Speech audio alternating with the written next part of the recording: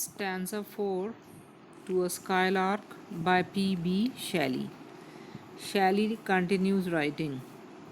Keen as are the narrows of the silver sphere. The silver sphere, moon.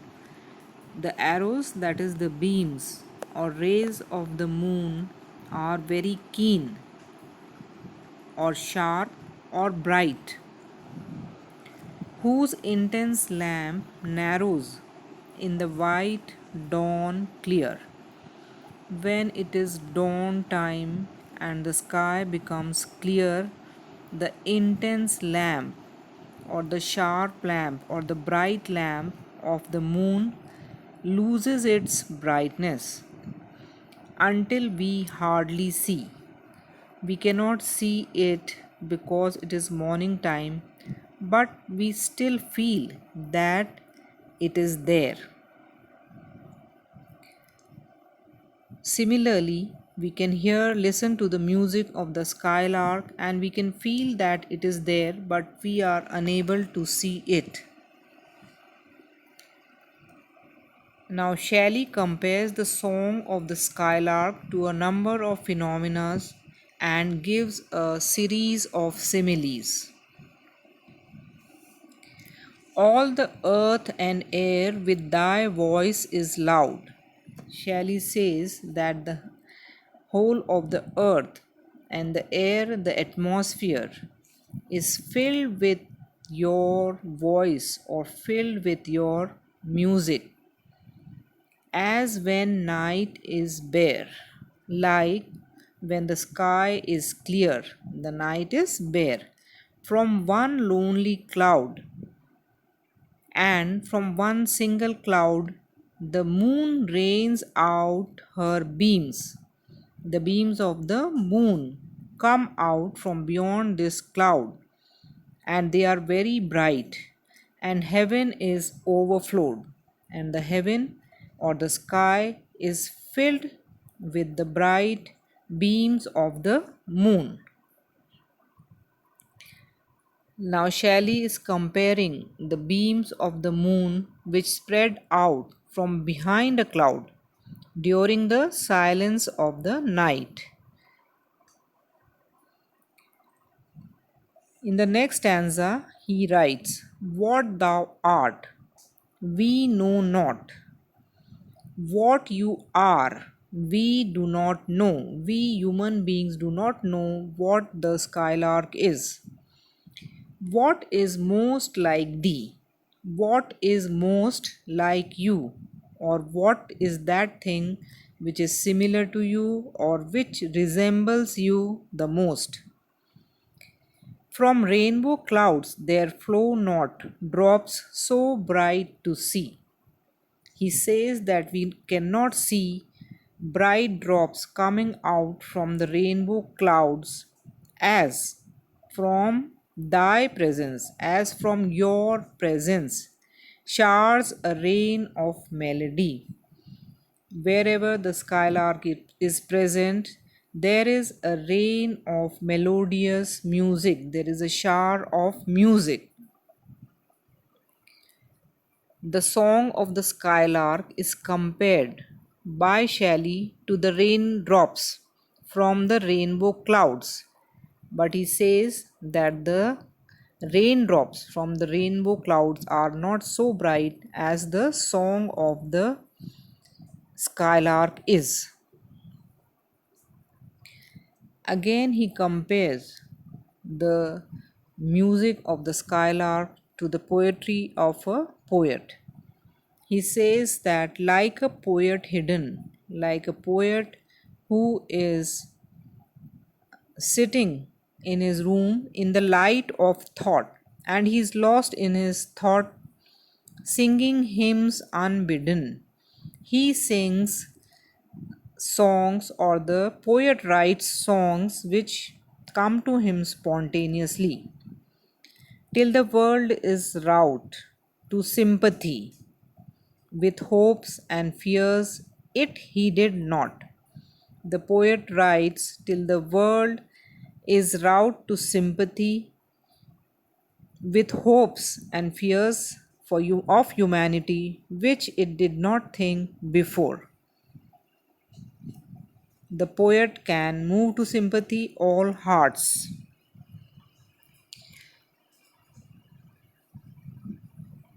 The skylark here is compared to a poet, and Shelley says that how can a poet match the song of the skylark?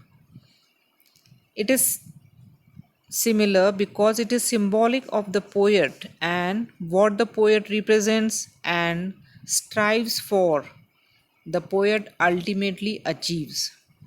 The song of the bird is compared to the hymns or the poetry which a poet sings or writes. The song of the bird and the hymn of the poet are both unbidden, that is, both spontaneous, and they arouse sympathy because both of them strike a chord that evokes the fears and hopes which are present in mankind. So, in this stanza,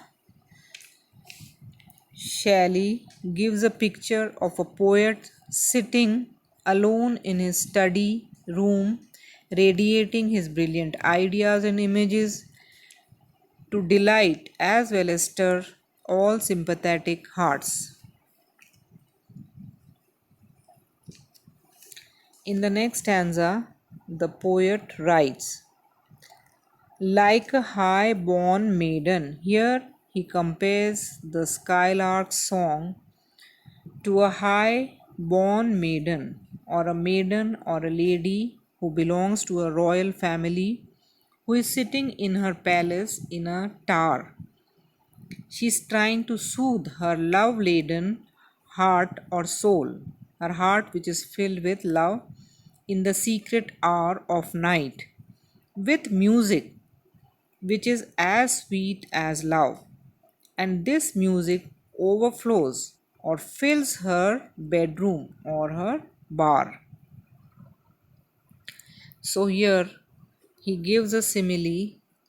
The bird's song is compared to a high born maiden who is sitting in a tower of a palace and who likewise uses music to experience her love and to soothe her heart.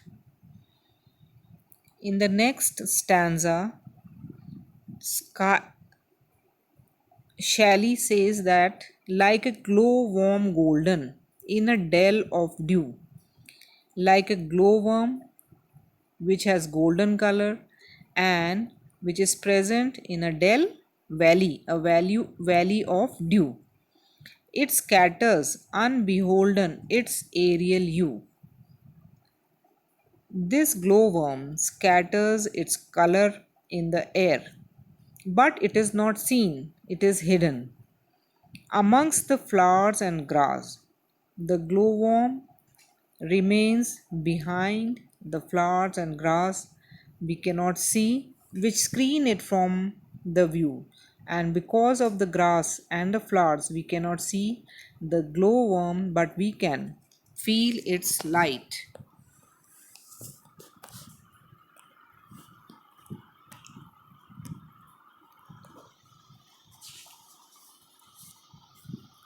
Like a rose embarred its own green in its own green leaves. Again, he compares the skylark to a rose whose petals are blown away by the gusts of the winds, by warm winds deflowered. The petals of the flower fall down because of the winds which are warm. Like a rose embarred, like a rose which is covered by its own green leaves, and the warm winds deflower it. It makes the petals of the flower fall down till the scent it gives. Because of this, the flower gives out such a lot of scent that it makes faint with too much sweet. The scent is so sweet that the heavy winged thieves or the worms faint when they smell this scent of the flower. Sound of vernal showers on the twinkling grass. The sound of the showers of the spring falling on the grass make a twinkling sound. Rain awakened flowers. The flowers appear to be awakened by the rains. They open when the rain drops fall on them. All that ever was, joyous, happy, and clear and fresh, thy music doth surpass. Shelley says that all that is joyous and clear and fresh in this world, your music surpasses all of them. So he considers the music of the skylark to be above all the joys, everything that is clear and fresh in this world.